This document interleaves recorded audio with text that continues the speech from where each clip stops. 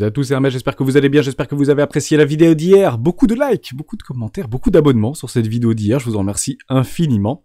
Ça permet toujours de booster l'algorithme de YouTube, et d'ailleurs, j'ai pensé à une petite idée, on a tenté de faire un giveaway lors des 3 précédents lives des rois du Bitcoin du vendredi midi 30, et finalement, nous n'avons pas réussi à atteindre les 1000 likes. Je crois qu'il y a 3 semaines, on avait fait 980 ou 982 likes, après on avait fait 860, après on avait fait 820, on s'y rapproche, mais on n'y est pas. Je vous propose quelque chose. Si on atteint une vidéo au mois de février qui dépasse les 1000 likes, à ce moment-là, je vous offrirai une clé Ledger Nano X à l'un d'entre vous, à l'un de la communauté. Enfin, un petit giveaway sur une clôture, sur une action ou sur une crypto de votre choix, bien évidemment. On essaiera de réfléchir à ça. Mais voilà, si on dépasse les 1000 likes sur une des vidéos du mois de septembre, je vous offre une clé Ledger Nano X qui vous enverra directement chez vous. On va parler Bitcoin dans cette vidéo FOMC par rapport au discours de Jérôme Powell, entre ce qu'il a dit et surtout ce qu'il n'a pas dit. On parlera de quelques petites actions Meta, Spotify, Netflix, XY également, et je vous dirai ce que j'attends personnellement pour avoir cette explosion haussière, cet arrachement haussier, cette continuation haussière, et pour aller décrocher potentiellement de nouveaux sommets très proches des 36 000 $. On en parle maintenant.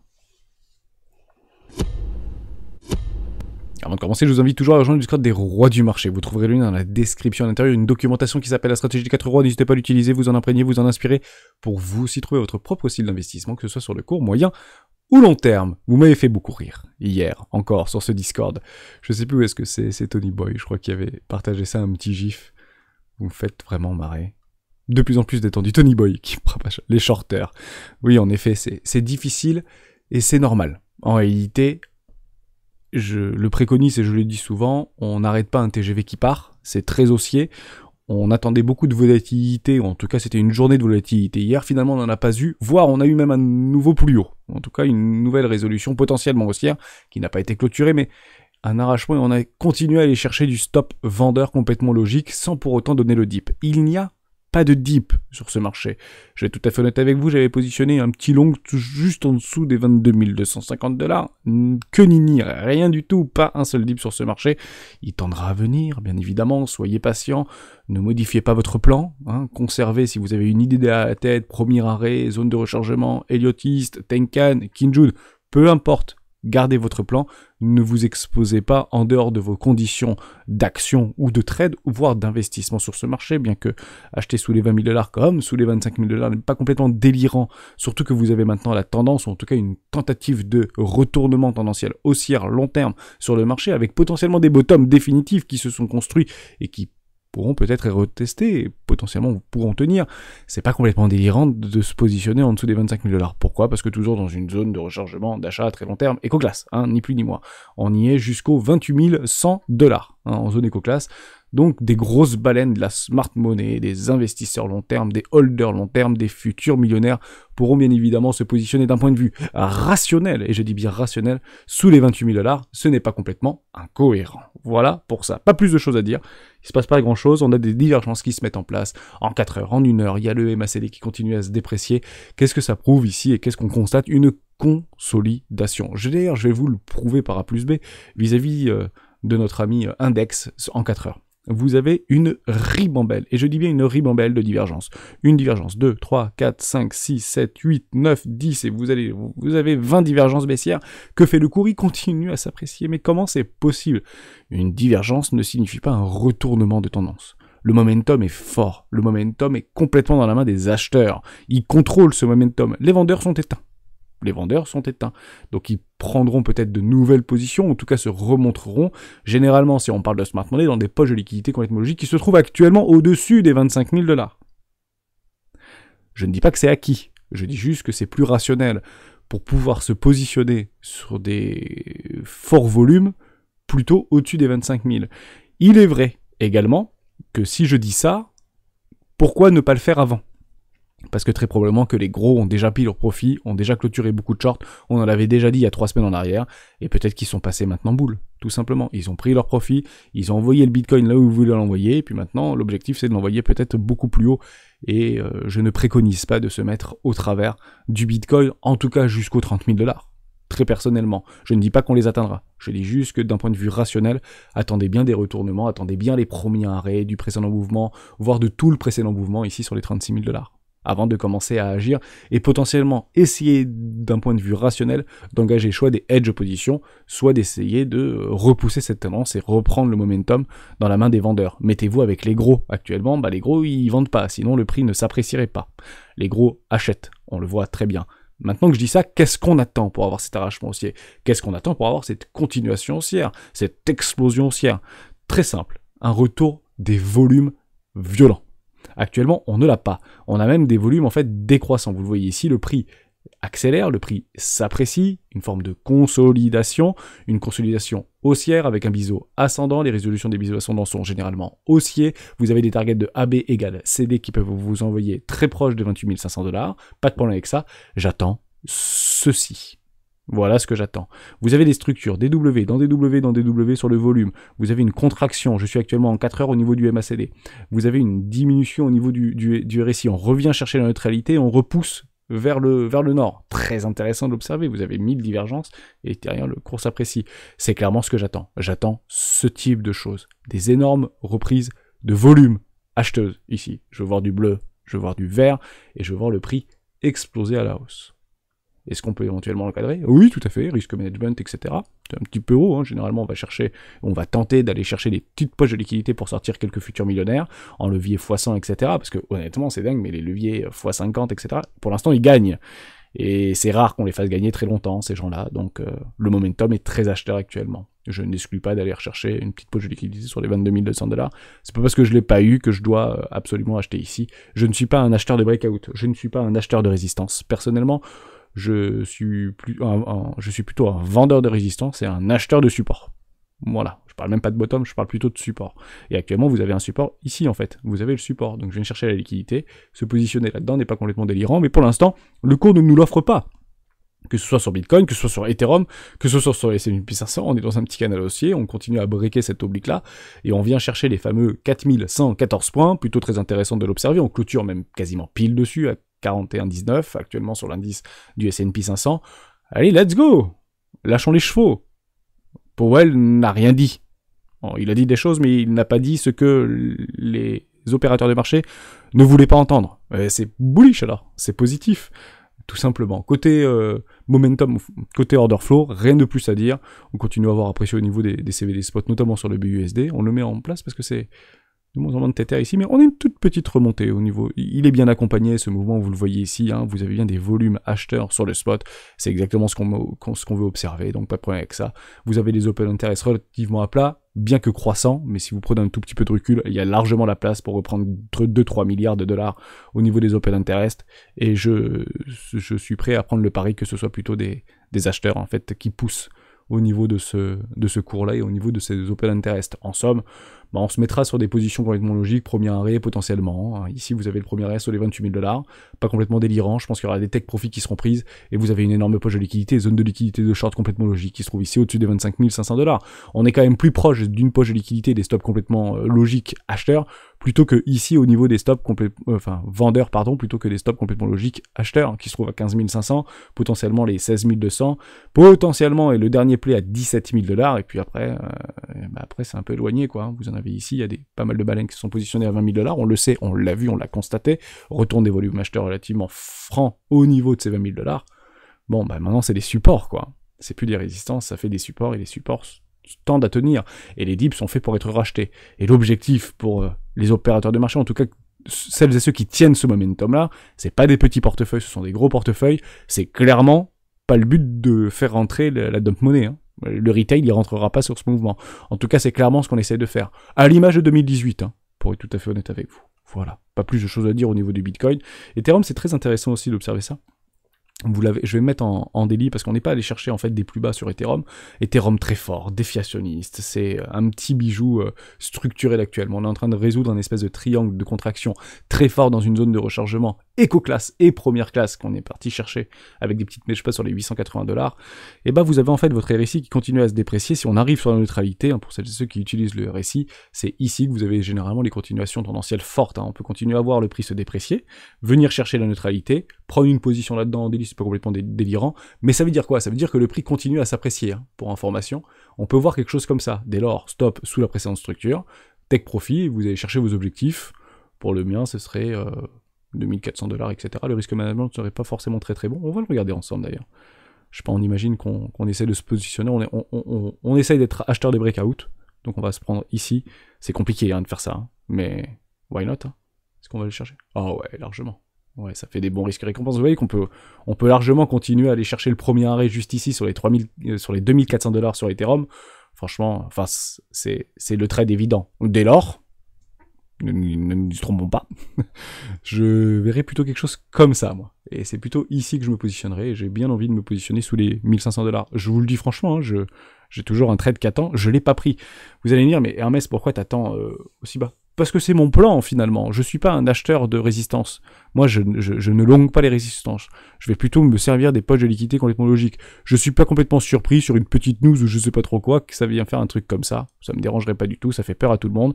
Ça dégonfle un petit peu les open interest, et je prends, en fait, et je me sers de cette liquidité. Si vous voulez devenir des baleines, comportez-vous comme des baleines. Les baleines poussent le prix. Ils attendent, voilà. Ils sont là, en dessous résistance, eux ils l'achètent pas, eux ils la maintiennent. Et oui, ils la maintiennent. Et c'est exactement ce qui se passe ici. On maintient, on maintient, on maintient, donc c'est des gros qui maintiennent là, il n'y a pas de problème avec ça. Hein. C'est pas des petits qui maintiennent ce cours là, parce que sinon on aurait déjà au moins parti chercher le premier arrêt, on ne vient même pas chercher ce premier arrêt. Donc on viendra peut-être plus tard, peut-être sur un premier take profit, juste ici, ou sur un premier arrêt ici, on viendra chercher beaucoup plus cher. Bon, why not? Et on suivra la tendance. Voilà, j'ai pas plus de choses à dire. Pourquoi je vous dis ça? Vous l'avez là, en fait, sur Glassnode, et c'est toujours des situations très particulières qu'on est en train de vivre aujourd'hui, et c'est très représentatif ce qu'on est en train de vivre sur Glassnode au niveau du Profit and Loss, au niveau du NUPL, N-U-P-L. Vous avez ici la capitulation en rouge, et lorsqu'on est dans ces situations de capitulation, on cherche les extrêmes. Donc on va dézoomer complètement, on va même se mettre en mensuel, et on va dire, bah moi j'achèterai lorsque on sera dans la capitulation ici, là, sur les bas-fonds du désespoir. Oui, mais c'est pas ce qui se passe tout le temps. Hein, on fait des nouveaux plus hauts, toujours plus haut, toujours plus haut. On est une espèce de contraction si on essaie de faire de la pattern là-dedans, des triangles, pourquoi pas. Mais c'est ce qu'on regarde en fait de façon mécanique. Au même titre que lorsqu'on est très haussier et quand la dynamique est extrêmement haussière, Dixit Bull Run, on va pas chercher en fait le vert ou le petit bleu. On va chercher là où ça a été très fort dans le bleu. Dès lors ici, j'étais le premier à le penser, hein, bah je commencerai à prendre très massivement des profits, et c'était plutôt corrélé par rapport à mes extensions de 1.618, je prendrai, j'en ai eu beaucoup, mais j'en ai pas eu beaucoup également, quand ce sera du bleu, là à ce moment-là je dirais ok, je vais peut-être un petit peu plus soulager mes positions, bah on n'est jamais allé dans le bleu en fait, on n'est jamais dans l'euphorie, dans le méga grid, on s'est arrêté dans le vert et puis on a repoussé jusque dans le rouge. Oui, parce que c'était trop logique, trop évident, peut-être, comme ici, c'est peut-être trop évident de continuer à voir ce prix se déprécier et potentiellement la capitulation s'accentuer. Ok? Donc toujours une forme de psychologie inversée. Maintenant qu'on le constate, qu'est-ce qu'on attend? Bah moi je pense qu'on va rentrer dans l'optimisme, mais toujours avec une forme d'anxiété. Vous voyez, c'est toujours par rapport à la tendance, bah, on rentrera dans l'optimiste. Optimiste, quand on passera les $30 000, on sera dans l'optimiste, je pense, de façon quasiment certaine. Après, on partira dans le belief, oh, ok, c'est intéressant, mais qui sera aussi accompagné d'une forme de déni, et à ce moment-là, personnellement, dans mon scénario, je rentrerai, donc lorsqu'on sera sur les 36, peut-être $38 000, je ne dis pas qu'on va y aller, je dis que si on y va, et si le cours me donne raison, à ce moment-là, je recadrerai ce type de choses, et ça, vous le retrouvez dans la stratégie des 4 rois, de façon extrêmement limpide. Vous avez la capitulation, vous avez la respiration, ce fameux dead cat bond, et ensuite vous avez une forme de panique. Et oui, vous avez la panique. Tous ceux qui sont encore là prendront très probablement des profits sur ces niveaux-là, les fameux 38, 40, et la grande majorité est positionnée en moyenne sur les $42 000.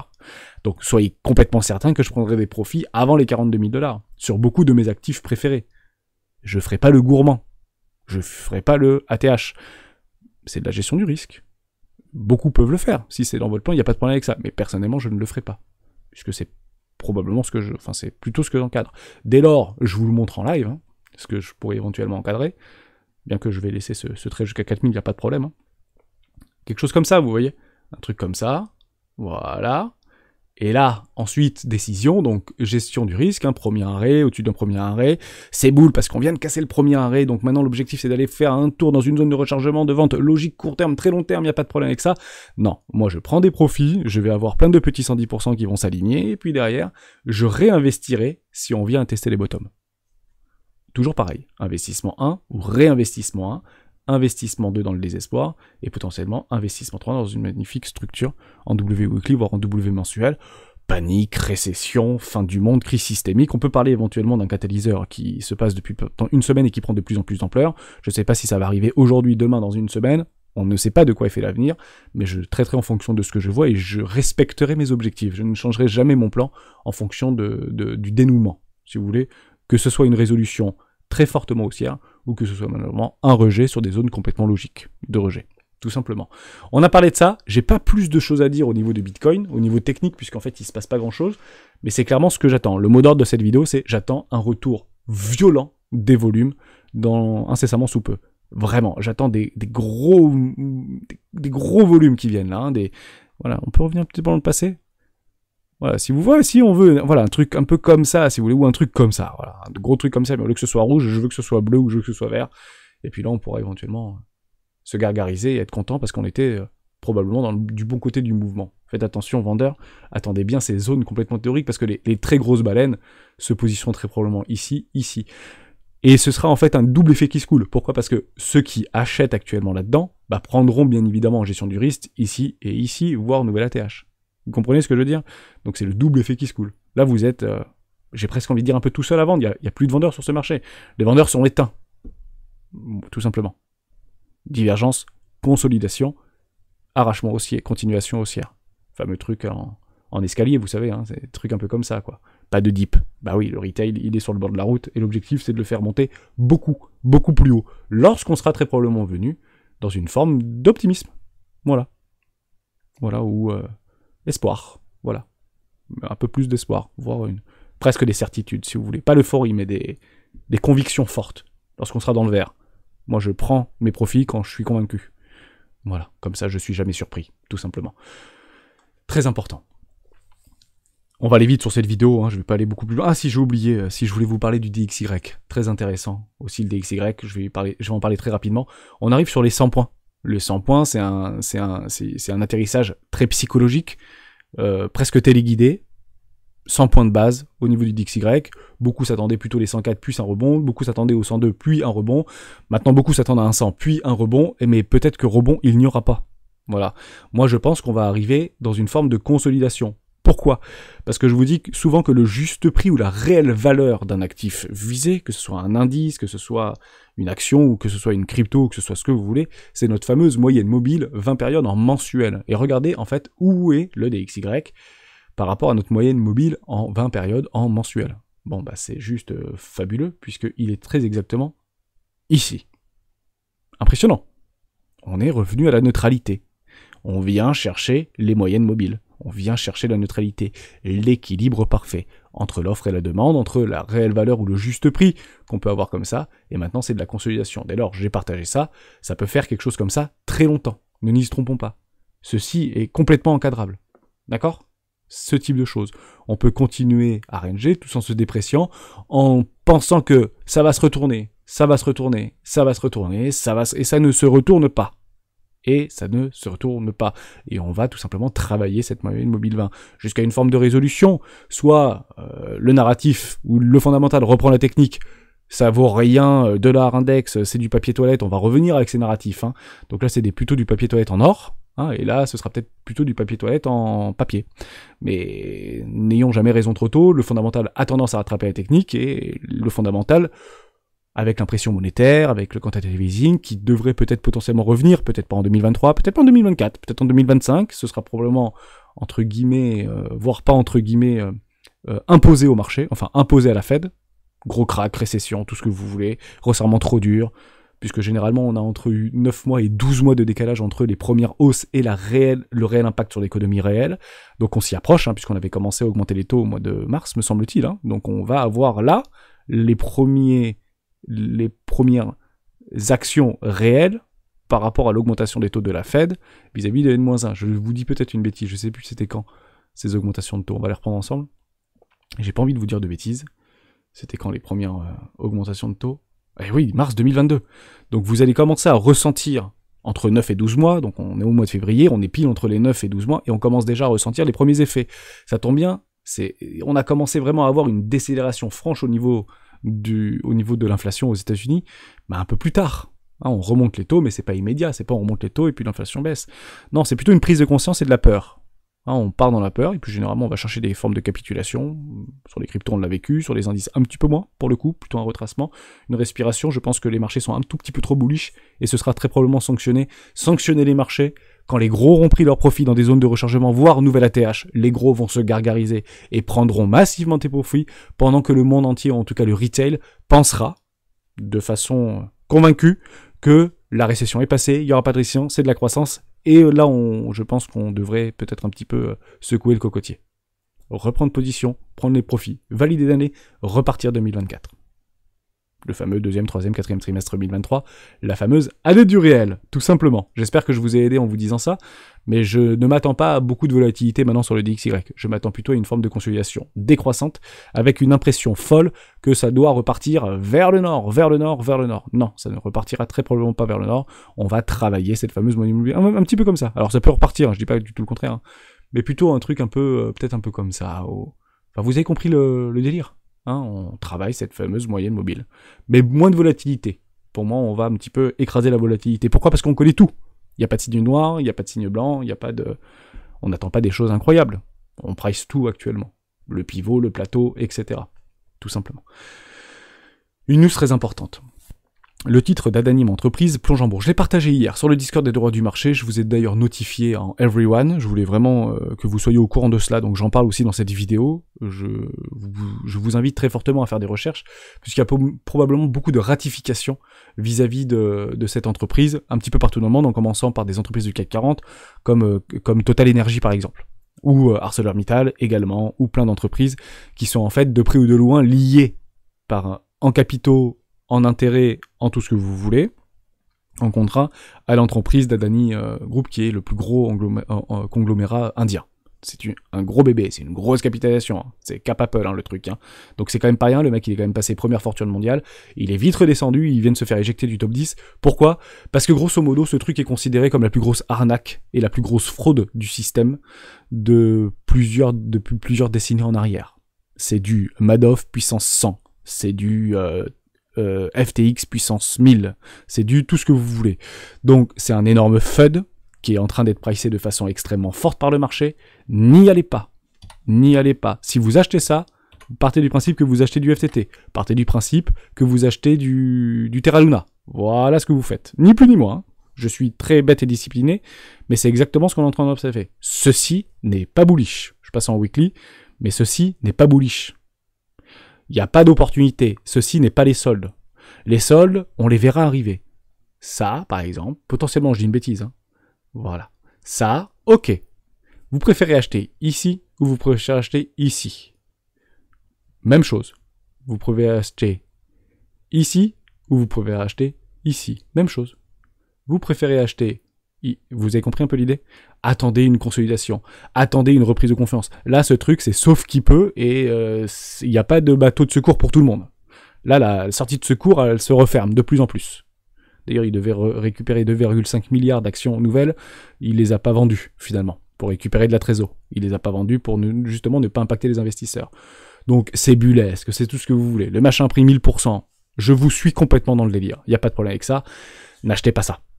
Parce qu'on peut la mettre à mal. Beaucoup ont dit dans le Discord, enfin beaucoup, quelques personnes ont dit, c'est normal, c'est par rapport aux ramifications qu'ils ont aussi avec la Russie, notamment vis-à-vis de la vente d'armes et du commerce des hydrocarbures, etc., qui sont sur le feed vis-à-vis des sanctions européennes et américaines par rapport à la Russie. C'est pas impossible, il ne faut pas l'écarter, mais cette investigation, en fait, dure depuis plus de 2 ans, en réalité. C'est pas tout nouveau. Hein, c'est à peu près 2 ans d'existence. Donc j'ai repris cette contrat de vente d'armes record entre l'Inde et la Russie, etc. Donc ça on le sait, ça on le voit.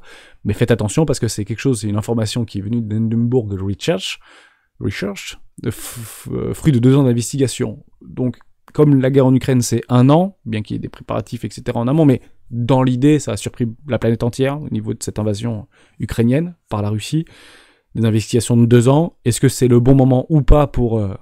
couper les pieds, entre guillemets, pour mettre un gros coup de projecteur à l'Inde, partout, d'un point de vue économique, actuellement, plutôt dans la sphère financière, mais demain, ça va probablement dépasser les médias, parce qu'actuellement, si vous ne cherchez pas l'information, vous ne la trouvez pas sur BFM TV, ou vous ne la trouverez pas sur TF1 20h, pour être tout à fait honnête, mais il y a des risques systémiques avec d'autres banques qui sont très exposées à ce type de choses. Pourquoi? Parce que quand vous voyez une action là-dedans, bah, les banques, elles sont dedans. Enfin, les gros de ce monde sont dedans. Bah, évidemment, hein, vous coupez, enfin, vous laissez courir vos gains et vous coupez rapidement vos pertes. Bah, là, ça vient de faire secouer pas mal.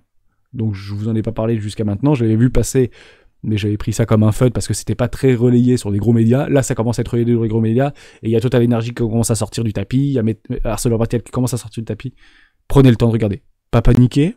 Ok, il n'y a pas d'alarme ou il n'y a pas de warning si vous n'êtes pas exposé dans les groupe. Si vous voulez l'être, n'y allez pas. Je ne vous préconise absolument pas d'y aller. C'est même pas trading, c'est vous mettez en devant de personnes très motivées pour l'envoyer à zéro. Les vendeurs à découvert qui ont été positionnés ici sur les 3600$ et qui sont peut-être positionnés depuis bien plus longtemps d'ailleurs, hein, pour le coup. Hein. Partez du principe qu'ils sont même pas à la moitié du chemin là. L'objectif, c'est de l'envoyer à zéro ce truc. Hein, quand vous êtes vendeur à découvert dans des fonds d'investissement ou des family office, quand vous avez décidé que vous appelez Michael Burry, c'est pas de l'envoyer à moitié prix, c'est de l'envoyer à zéro. Ok? Je préfère être très clair. Les vendeurs à découvert sont bien plus déterminés que les acheteurs dans l'euphorie. Pour être tout à fait honnête avec vous. Faites très attention à ça. Des news plutôt intéressantes là et plutôt positives. Justice, donc il a essayé de démentir, etc. On parle de Wall Street et après on finit. On prend encore 3 minutes pour parler de ça. Wall Street en hausse après les commentaires de Powell. Je veux juste en fait vous reprendre ça parce que ça a été très Jérôme Powell, voilà. C'est juste ça que je voulais vous dire. Bon, grosso modo, il explique qu'ils sont déjà allés loin, qu'ils vont potentiellement, qu'il a potentiellement anticipé des hausses futures. Donc peut-être qu'il n'y aura plus de hausses futures. On commence à avoir des petits balbutiements au niveau des consensus. Vous l'avez ici d'ailleurs. Là, c'est plus 100%, 100%, 100%. Là, ça revient à ne plus augmenter les taux. Ça veut dire qu'on est peut-être arrivé sur le plateau et beaucoup commencent à anticiper ce plateau dès maintenant. C'est plutôt intéressant de l'observer. Mais ce qui est encore plus intéressant d'observer et de lire, c'est que Jérôme Powell a eu l'occasion de faire passer un message conservateur. Il ne l'a pas fait. Il aurait pu dire que les marchés se réjouissaient trop, mais il ne l'a pas fait. Au lieu de cela, il a dit qu'il avait déjà eu un resserrement important. Point barre. En fait, les marchés financiers, et je pense que ça résume très très bien toute la psychologie et tout le résumé finalement de cette situation au niveau du FOMC hier, c'est que Jérôme Powell n'a pas dit ce qu'il pouvait dire et qu'il n'aurait potentiellement pas rassuré les marchés. Il a tout simplement pas dit. Et ce qu'il ne dit pas, c'est très positif. Parce que Christine Lagarde a été moins positive, si vous voulez, par rapport à ce dernier. C'est aujourd'hui, hein. D'ailleurs, au niveau de l'augmentation des taux directeurs, il y aura un petit discours également, je pense, de Jérôme Powell, de Christine Lagarde. Mais Jérôme Powell est beaucoup plus cool que Christine Lagarde. Alors évidemment, les taux sont déjà beaucoup plus hauts au niveau des taux directeurs. Mais techniquement, le marché s'est réjoui et on a fait un nouveau plus haut au niveau du S&P 500, un nouveau plus haut dans la tendance au niveau du Nasdaq. Très pertinent à observer. Je finis très rapidement. Meta, des chiffres en baisse. Aïe aïe aïe. Mais des utilisateurs en hausse. Boum, plus 20% au niveau de l'action. Post-clôture. Vous avez exactement la même situation sur Spotify. Spotify. D'ailleurs, j'ai pris des actions, non, j'ai pas pris des profits sur Spotify encore. Spotify. Des résultats en baisse. Mais ils viennent de passer les 200 millions d'utilisateurs payants. Donc c'est en baisse. Moins 9%, moins 1%. Boum, le truc prend 20%. Waouh. Et là, vous revenez dans la psychologie et dans la mécanique qu'il ne faut surtout pas louper, c'est que les valeurs à risque technologiques redeviennent populaires ou intéressent les gros investisseurs parce qu'ils se sont bien fait dégommer. Vous prenez Spotify, vous prenez Meta, ça s'est bien fait dégommer et on part sur la potentialité de rendement. On ne regarde plus les chiffres puisque les chiffres très mauvais ont déjà été pricés. Maintenant, on regarde, est-ce que ça va faire de la croissance? Est-ce qu'il y a des nouveaux utilisateurs? Est-ce qu'il y a potentiellement du rendement futur ou de la croissance future? Spotify vous dit oui. Meta vous dit oui. Les deux actions prennent 20% simultanément. On regarde le potentiel futur. Les marchés ont déjà pricé les mauvais résultats. Maintenant, ils vont pricer la croissance probable. Après, il ne faut pas qu'ils se trompent, mais techniquement, on revient sur ce qu'est une valeur de croissance. Les investisseurs, la smart money, les gros portefeuilles reviennent sur ces valeurs-là. Dès lors, j'envoie un petit message peut-être très prématuré, ceux qui s'étaient massivement réfugiés sur les valeurs défensives, type télécom, type énergie, type tout ce que vous voulez, toujours le petit attention guillemets Total Energy par rapport à Adani Group, bah vous pouvez peut-être commencer à re-regarder quelques actions de croissance qui vous intéressaient. N'arrivez pas en dernier. regardez-les maintenant. Je vous dis pas de vous mettre all-in et de tout couper d'un côté et remettre de l'autre, mais peut-être rééquilibrer les portefeuilles parce que clairement on est en train de voir quelque chose de très intéressant au niveau des rééquilibrages. J'ai des repondérations, des pondérations au niveau des portefeuilles de la grosse, des grosses mains. Hein. Vanguard, BlackRock, etc. Déjà que BlackRock il est en train de sauver toute l'économie du mining Bitcoin. Ils y sont eux, dans le game là. Soyez complètement rassurés avec ça. Ils lâcheront pas l'affaire. Maintenant qu'ils ont mis un pied dedans, s'ils sont prêts, ils mettent une jambe. Hein. Pas de problème avec ça. Juste une petite chose. Netflix. Vous avez la même chose, voilà, Spotify compte 205 millions d'abonnés, je voulais juste vous parler de ça. Je finis juste là-dessus la vidéo, j'aurais pu en parler dans le live, mais je préférais faire une autre thématique pour le live de demain, même si la vidéo est peut-être tout petit peu longue. On parle de Netflix, parce que Netflix a mis une bombe atomique. Alors, la bombe atomique de Netflix, c'est la plateforme annonce durcir drastiquement les règles de partage du compte, notamment en dehors du foyer. Mieux vaut les connaître. En gros, on va faire très simple, on pourra plus partager ses comptes à son cousin, à son frère, à sa demi-sœur, etc., à son père, peu importe, ou papa ne pourra plus partager les comptes. Ce sera sur l'adresse IP, qui sera directement connectée au Wi-Fi au niveau de la box à l'intérieur, et si pendant 30 jours vous n'êtes pas connecté avec un appareil, c'est même pas qu'on vous coupe en fait la connexion, c'est qu'on vous coupe le compte Netflix carrément. Ça veut dire que Netflix est prêt à mettre dehors des abonnés. C'est grosso modo ce que j'ai compris sur le discours qu'ils ont fait dans les lectures que j'ai eues. Donc, ils sont très durs. Quand je dis très dur, c'est dur. Hein, je pense que Netflix, au niveau du comité de direction, s'est mis dans la peau de Jérôme Powell, au niveau du discours extrêmement ferme. Dès lors, ils sont probablement prêts à perdre beaucoup d'utilisateurs, beaucoup d'abonnés, mais vont probablement récupérer beaucoup plus. Pourquoi ? Parce qu'aujourd'hui, Netflix c'est 260 millions d'abonnés, je crois, payants, et 100 millions non payants. Actifs sur Netflix, ça veut dire qu'ils regardent régulièrement Netflix. 100 millions de personnes qui ne payent pas sur des adresses IP extérieures. Personnellement, j'ai le compte plus et je le partage à toute la famille. Et ben, je ne pourrais plus le faire. Et ce que je sais, on avait déjà d'ailleurs fait cette rhétorique sur un live il y a peut-être 3-4 mois en arrière sur Netflix par rapport à sa déroute. D'ailleurs, j'ai pris des profits sur Netflix hein, pour information. Je vous le dis, je m'étais positionné. Bête et discipline, on avait déjà fait ce petit exercice de W dans des W. On arrive sur notre moyenne mobile 20 périodes, neutralité, je prends des profits, plus 80%. J'ai pas pris beaucoup, hein, j'ai dû décrocher 12%, je crois, de la position 15%. Un peu moins de 15%, voilà, plus 80%. On est gourmand, mais pas trop sur les actions technologiques, ça s'est bien fait dégommer la tronche. Néanmoins, par rapport aux résultats et par rapport à cette annonce, l'action ne bouge pas. Elle a pris 3%. Pourquoi ? Parce que c'est déjà repassé par le marché. En fait, l'éventualité de pouvoir durcir et de supprimer les comptes au niveau des utilisateurs non payants est déjà pris en compte par le marché. Dès lors, tu peux avoir en fait des mauvais résultats au niveau de Netflix. Surprise, moins 78% au niveau des bénéfices et moins 0,12%, donc moins de 9 millions de dollars par rapport aux revenus, c'est pas grave. Parce que là, on voit également les nouveaux utilisateurs. C'est pas complètement délirant de se positionner sur les valeurs technologiques puisque ça commence à réactiver au niveau des capitaux. Faites très attention, acheter sur le premier arrêt, c'est jamais une bonne idée. Là, on va probablement rentrer dans une forme de consolidation. Les gros prendront des profits ici, en tout cas, sécuriseront leur portefeuille. Dès lors, Hermès, bête et discipliné, sur un premier arrêt, très proche d'une moyenne mobile 20 périodes en mensuel, prends ton tech profit, sois content, et resto, ou bientôt la Saint-Valentin, et ça, allez payer. Voilà, cette journée-là. Merci à tous et à tous d'avoir suivi cette vidéo jusqu'au bout. J'ai pas plus de choses à vous dire. J'espère que je vous ai aidé. On attend cette explosion et vraiment la thématique de cette vidéo, c'est retour violent des volumes acheteurs sur notre ami Bitcoin. Je serais très curieux de le voir ça et ça peut partir fort. Mais il y aura beaucoup de volatilité. Donc faites très attention à ne pas vous faire découper si cela venait à arriver. Ciao.